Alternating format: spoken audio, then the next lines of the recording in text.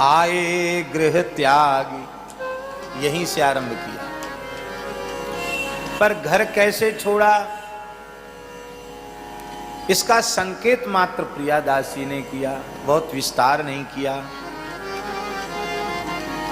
आप लोग श्रवण कर चुके हैं कि श्री ठाकुर जी श्री जी की अत्यंत प्राणप्रिय सखी श्री विशाखा जी, जिनका स्वाधीन भर्तृका भाव है, ऐसी श्री विशाखा जी ही श्री हरिराम व्यास जी के रूप में प्रकट हुई। श्री हरिराम व्यास जी का प्रादुर्भाव तत्कालीन बुंदेलखंड की राजधानी परम धार्मिक, आस्तिक, पौराणिक, ऐतिहासिक, राजनैतिक नगर, महानगर ओरछा में विक्रम संवत 1567 में आपका जन्म हुआ।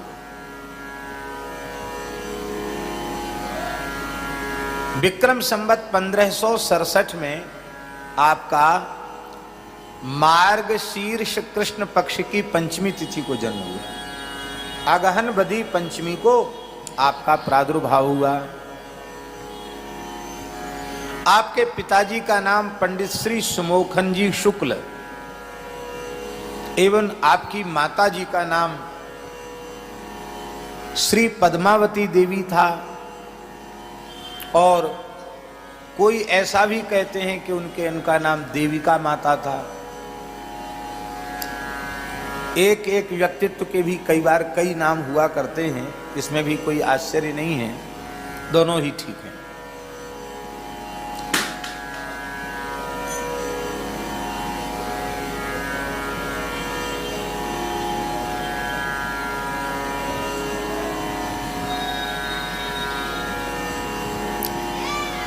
श्री हरिराम व्यास जी का जिस वंश में जन्म हुआ था, उस वंश पर सरस्वती और लक्ष्मी दोनों की एक साथ कृपा थी। प्रायः ऐसा होता है कि सरस्वती का अनुग्रह जिस विप्र वंश पर होता है, लक्ष्मी जी थोड़ा मान कर जाती हैं, रूस जाती हैं। लक्ष्मी जी की विशेष कृपा होती है तो फिर वो निरक्षर भट्टाचार्य होते हैं, पढ़े लिखे नहीं होते।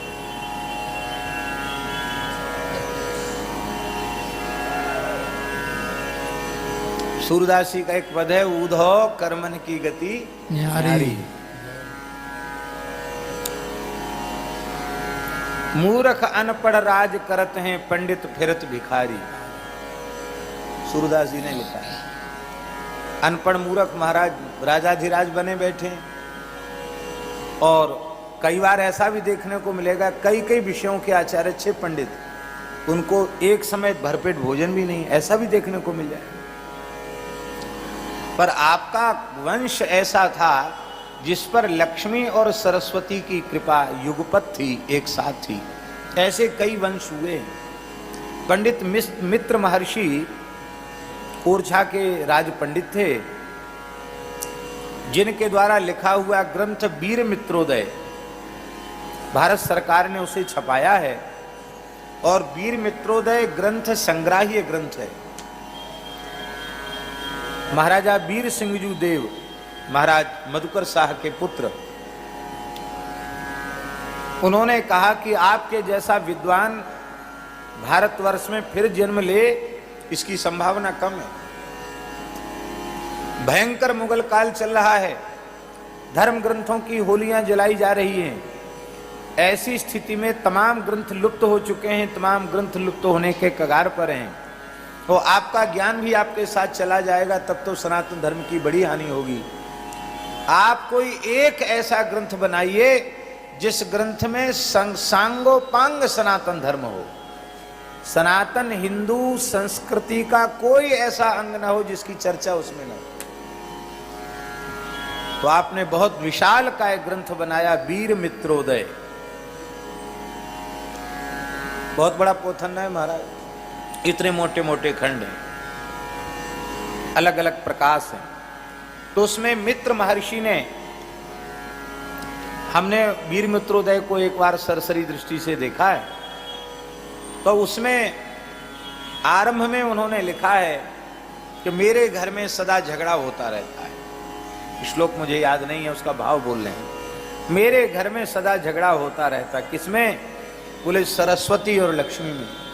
सरस्वती कहती है हम ज्यादा कृपा करेंगी, लक्ष्मी कहती तुम कैसे हम ज्यादा कृपा करेंगी, तो दोनों स्पर्धा पूर्वक हमारे ऊपर कृपा कर रही है, ऐसा उन्होंने लिखा। राजाओं के जैसा श्लोक। उन्हीं मित्र महर्षि ने वीर मित्रोदय में वर्णन किया है। कृष्ण जन्मभूमि में विशाल मंदिर था और उस मंदिर को मुगलों ने तोड़ा और उस मंदिर को पुनः निर्माण कराया। पहले मंदिर छोटा था और उस मंदिर का निर्माण करा, कृष्ण जन्मभूमि मंदिर का महाराजा वीर सिंह देव ने निर्माण कराया। इसका वर्णन उस काल के, उसी काल में जिस काल में मथुरा कृष्ण जन्मभूमि का निर्माण हुआ है, उन्होंने प्रतिष्ठा प्रकाश नामक एक अलग ग्रंथ लिखा है। वीर मित्रोदय का ही एक खंड है, उसका नाम है प्रतिष्ठा प्रकाश। विस्तार से वर्णन है कि कृष्ण जन्मभूमि की कैसे प्रतिष्ठा हुई थी, कैसे मणियों के दीपक थे जिनसे प्रकाश होता था गर्भगृह में, ये उन्होंने वर्णन किया है। और मथुरा के ब्राह्मणों को 81 मन स्वर्ण का दान वीर सिंह देव ने किया था। प्रतिष्ठा में कितना सोना? 81 मन सोने का दान किया था। बाद में उस मंदिर को लूटा गया और उसे तोड़ करके एक इमारत खड़ी कर दी गई, ईदगाह, और उसी के कुछ मलबे से बीच में एक मस्जिद भी बाजार में बनाई गई। तो कहने का आशय यह है कि ऐसे भी पवित्र वंश हमारे भारतवर्ष में हुए हैं जिन पर लक्ष्मी और सरस्वती की समान कृपा। आपका समय से 7 वर्ष की आयु में यज्ञोपवीत संस्कार आपका संपन्न हुआ और अपने विद्वान पिता के ही पास आरंभिक शिक्षा आपने प्राप्त की। बाद में आप काशी चले गए, व्यास जी महाराज, और अवतारी पुरुष तो थे ही। आपको सरस्वती ने प्रत्यक्ष प्रकट होकर दर्शन दिया था और कहा था कि आपकी पराजय नहीं होगी, आप सर्वत्र शास्त्रार्थ में विजयी होंगे। ये सरस्वती ने प्रकट होकर आपको आशीर्वाद दिया था, वर दिया था। इतने बड़े विद्वान थे कि काशी के विद्वानों ने आपको व्यास उपाधि से सम्मानित किया। नहीं तो पिताजी तो थे पंडित समोखन जी शुक्ल, तो हरिराम शुक्ल ये नाम था इनका।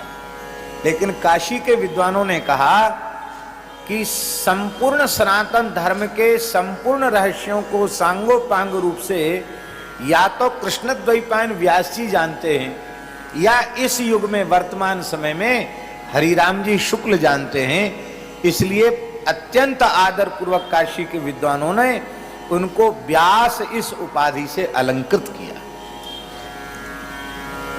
व्यास उपाधि सामान्य उपाधि नहीं है, सर्वोच्च उपाधि है। काशी के विद्वानों ने इसे सर्वोच्च उपाधि माना और उस काल का सर्वोच्च विद्वान आपको सुनिश्चित किया गया। आप वहां से लौटकर ओरछा आए, बड़ा राजकीय स्वागत सत्कार आपका हुआ और फिर आपके मन में लोगों ने आपको सलाह दिया कि आप इतने बड़े विद्वान हैं तो इससे ओरछा राज्य की महिमा भी बढ़ेगी।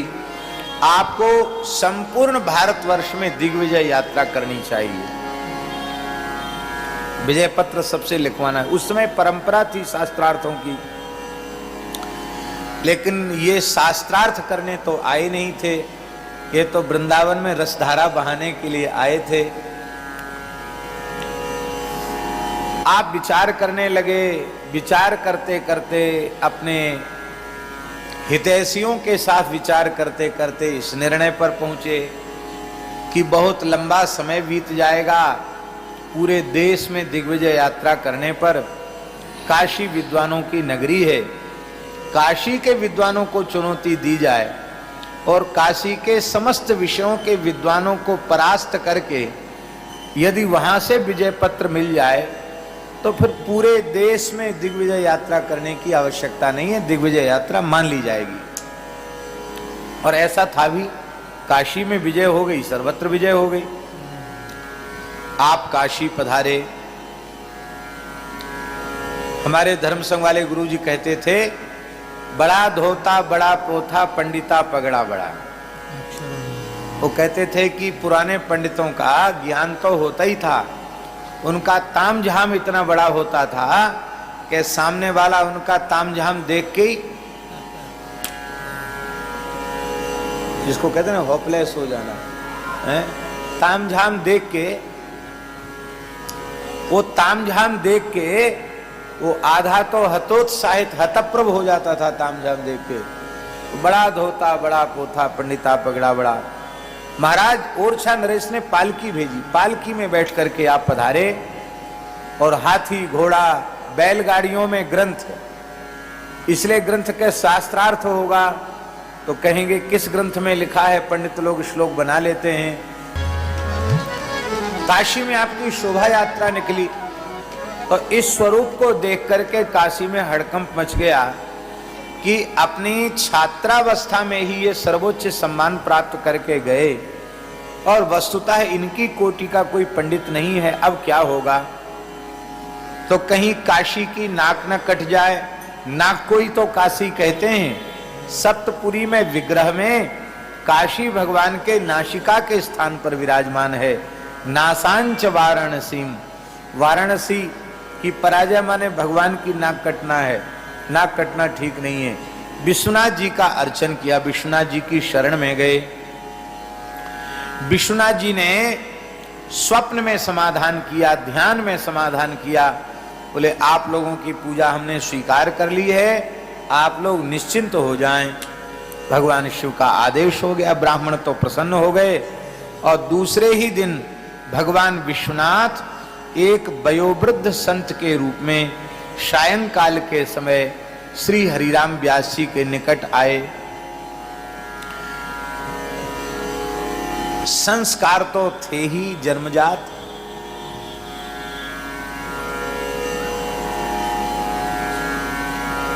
गौ ब्राह्मण संतों का समादर करना चाहिए, ये संस्कार तो जन्म से ही प्राप्त थे। एक वयोवृद्ध संत आए हैं, इनको देख करके व्यास जी ने चरणों में अत्यंत श्रद्धा पूर्वक प्रणाम किया। आओ आओ भगवान। भगवान विश्वनाथ संत वेश में आए थे। उन्होंने करे महाराज मैं तो बिल्कुल पढ़ा लिखा नहीं हूं, कभी किसी विद्यालय में पढ़ने गया नहीं, आप तो बहुत बड़े प्रकांड पंडित हैं, आप हमारे जैसे व्यक्ति को प्रणाम कर रहे हैं, सामान्य व्यक्ति करे महाराज आप संत हैं, आप कैसे पधारे। बोले हमने सुना आप बहुत बड़े विद्वान हो, आप सबके प्रश्नों का उत्तर दे देते हो, हम तो एक जिज्ञासा लेकर आपके पास आए हैं, आप कृपा करके हमारी उस जिज्ञासा का समाधान कर दें। व्यास जी ने कहा अवश्य भगवान बताइए, पूछिए क्या जिज्ञासा है आपकी। तो संत वेशधारी शिवजी ने कहा विद्या का महत्व क्या है, विद्या का फल क्या है। व्यास जी ने उत्तर दिया विवेक की प्राप्ति। विद्या का स्वरूप क्या है, महत्व क्या है, फल क्या है, बोले विवेक की प्राप्ति। शिवजी ने पूछा विवेक का स्वरूप क्या है, विवेक कहते किसको हैं। व्यास जी बोले सत असत का। श्री ठाकुर गोरीलाल जी महाराज की जय। सत असत का विवेक हो जाना, यह सत है यह असत है, इसका बुद्धि में ठीक से निर्णय हो जाना और असत का परित्याग करके सत में स्थित हो जाना, असत से निवृत्त होकर सत स्वरूप में अवस्थित हो जाना, यही विवेक का स्वरूप है। शिवजी ने फिर पूछ लिया बोले भगवान सत क्या है और असत क्या है?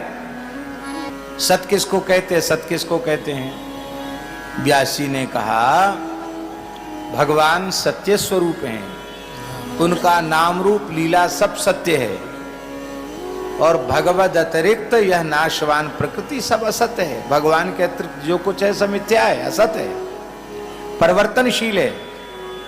सत हरि भजन जगत सब सपना। तो शिवजी ने कहा कि तो फिर आपने विद्या पढ़कर विवेक की प्राप्ति कर ली, आपको सत असत का ज्ञान हो गया, क्या आपने असत को त्याग कर सत को स्वीकार कर लिया है? और यदि नहीं है तो आपका ये प्रकांड पांडित्य व्यर्थ है।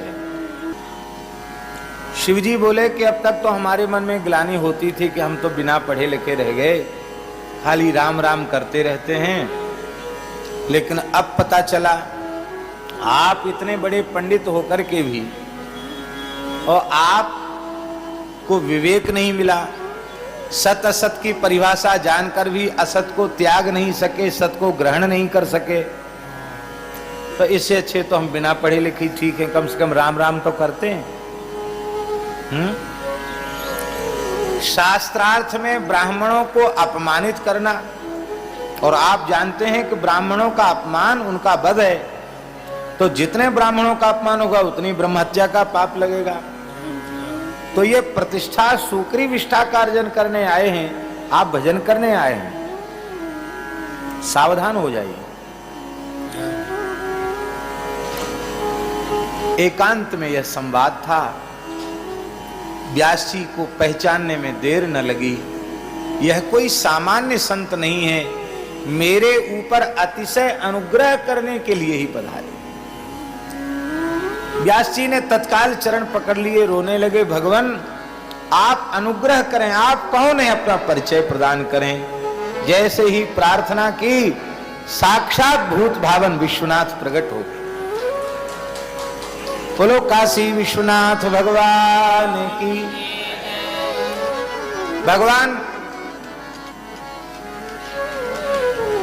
भगवान शिव प्रकट हो गए।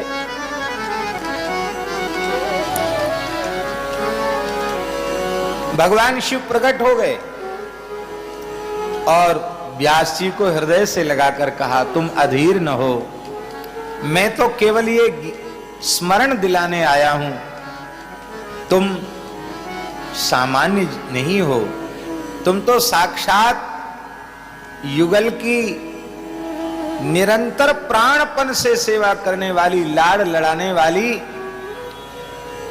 सहचरी श्री विशाखा जी हो। आप साक्षात विशाखा जी। स्वरूप का बोध कराया। आप इसीलिए आए हैं, वृंदावन में रसधार बहाने के लिए आए हैं। वृंदावन चले जाओ, इस प्रपंच को त्याग दो, और बस इतना प्राप्त करते ही आप वहां से फिर ठाट वाट से नहीं आए, सामान्य प्रकार से ही ओरछा लौट आए। आपने कोई सभाई नहीं की, मन एकदम संसार से विरक्त उदासीन हो गया और आप लौट करके ओरछा में आ गए। बोलो भक्तवत्सल भगवान की जय। तो व्यास जी भूल ही गए कि मैं हरिराम हूं। थोड़ी देर के लिए तो उन्हें अनुभूति हुई कि मैं, जब शिवजी ने कहा कि तुम तो साक्षात विशाखा हो, तो उन्हें अनुभूति हुई कि मैं विशाखा स्वरूप में ही हूं। बोलो श्री विशाखा जी की जय।